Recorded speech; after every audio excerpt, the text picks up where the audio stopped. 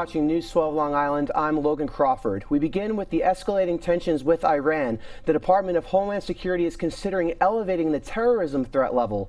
Counterterrorism experts are already on the lookout for retaliatory attacks and are warning Americans of cyber attack risks. Iran has vowed harsh retaliation for the attack that killed its top general, Qasem Soleimani, on Friday. President Trump says Soleimani was working to endanger American troops and officials. He was plotting attacks. Washington has dispatched 3,000 troop reinforcements to the Middle East. And here at home, police departments are stepping up security in response to that threat from Iran. We're covering the entire county. Similar precautions are also being taken in Suffolk. In response to those rising tensions, security is being heightened here on Long Island and across the state. News 12's Kevin Vesey has the details. It's very scary. The governor has also put several agencies on high alert, including the State Department of Homeland Security. The search is on for the suspect who robbed a bank in Port Jefferson Station. Police say a man walked into the TD Bank on Wisconsin Highway just before 7 last night, wearing a mask and demanding cash. The teller complied and the suspect took off. Anyone with information on the robbery is asked to call Suffolk Crime Stoppers at 1-800-220-TIPS. And in Riverhead, a woman was robbed at knife point in the parking lot of a Chase Bank. Police say it happened at the branch on Peconic Avenue around 6 o'clock last night. The 63-year-old victim was getting into her car when police say a man pulled out a knife and demanded her pocketbook. She handed it over and the suspect took off. Police in Suffolk are searching for the suspect who robbed an Islip gas station at gunpoint.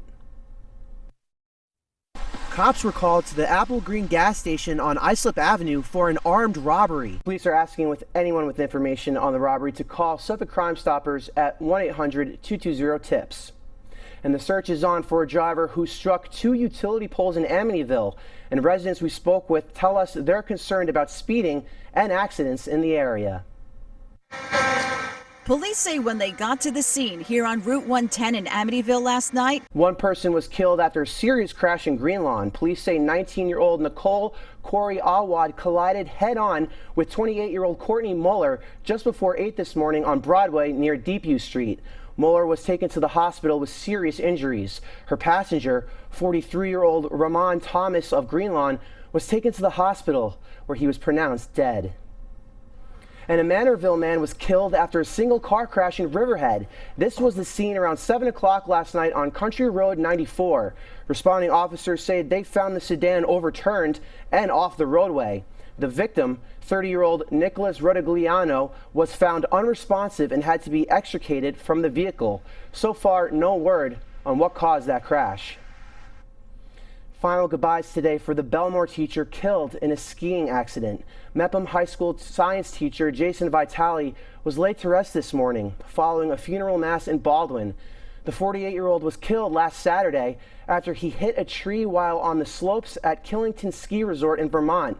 He went into cardiac arrest and he later died at the hospital. A heads up if you're taking the Long Island Railroad today, there will be no service between New Hyde Park and Hicksville. That's because the railroad is still installing a new switch just west of the Mineola station as part of its expansion project. The same service changes will continue for the next 2 Saturdays, plus the first 2 Saturdays in February. We have a full list of the changes on our website. Just go there and click on numbers and links. Time now for a look at the weather. Meteorologist Pat Kavlin is at the map with your hyperlocal forecast. And Pat, will this rain ever end?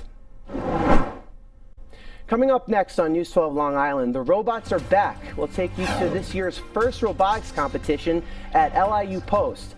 Plus, meteorologist Pat Kavlin will be back with a look at your 7-day hyperlocal forecast. That and more when News 12 returns.